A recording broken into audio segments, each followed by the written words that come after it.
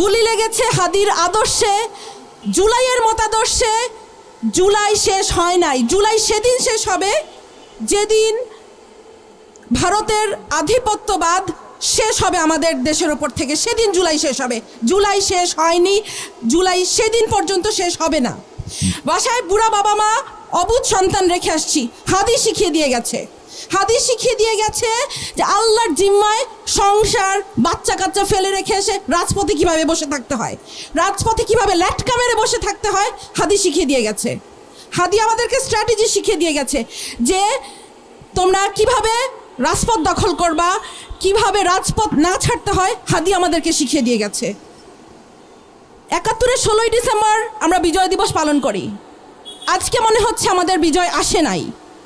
আমাদের বিজয় সেই দিন আসবে যেই দিন আরোরা আমাদের কাছে আত্মসমর্পণ করবে, যেদিন ইন্ডিয়া আত্মসমর্পণ করবে সেদিন আমাদের বিজয় আসবে। ততদিন পর্যন্ত আমাদের বিজয়ের জন্য আমরা লড়ে যেতে থাকবো, আমাদের জুলাই চলতে থাকবে।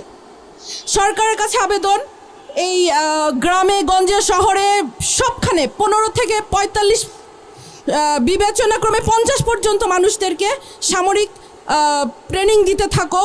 কারণ যেই ১০০ আততায়ী ঢুকেছে বর্ডার দিয়ে, এই ১০০ আততায়ীকে আমাদেরকে মোকাবেলা করতে হবে।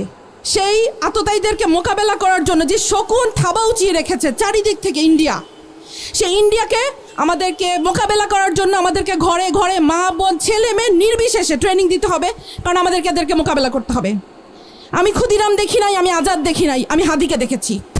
হাদি ছিল একটি বিপ্লবী নেতা কাকে বলে আমরা হাদিকে দেখে শিখেছি।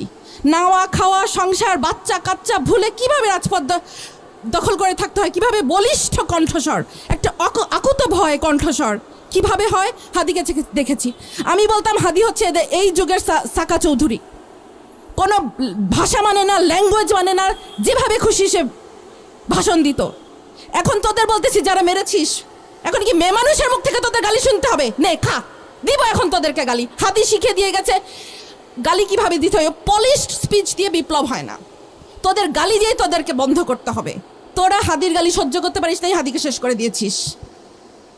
এখন হাদির স্ট্র্যাটেজি দিয়ে আমাদের চলতে হবে, আমাদেরকে রাজপথ দখল করতে হবে। রাজপথ ছাড়ি নাই, জুলাই শেষ হয়নি, এটা বারবার বলছি। সরকারের কাছে আরও আবেদন, আমাদের আরও কিছু আকুতবায় সৈনিক আছে, হাসনাত আছে, সার্জিস আছে, আসিফ আছে, ব্যারিস্টার আরমান আছে, ব্যারিস্টার ফুয়াদ আছে, ব্যারিস্টার শাহরিয়ার আছে। এদের একজনের গায়ে যেন আঁচ না লাগে। আমি তোমাদেরকে বলবো, হাসনাত সার্জি তোমরা আমাদের ছোট ভাই, তোমরা মনে করবা যে ড্যাম কেয়ার। নো, বাংলাদেশের জন্য তোমাদেরকে লাগবে, তোমরা ড্যাম কেয়ার হতে পারবা না।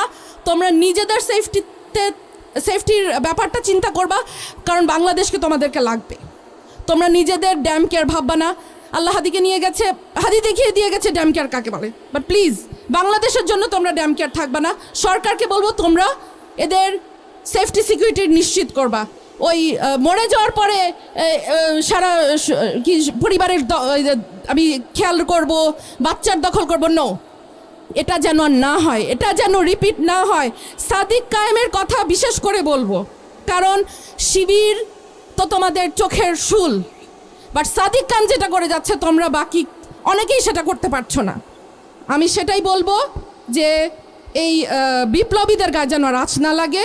যত শত আততায়ী ঢুকেছে এদেরকে এখনই বের করে শেষ করো। একটা আততায়ী যেন তার গুলি উঁচু করতে ধরে না পারে।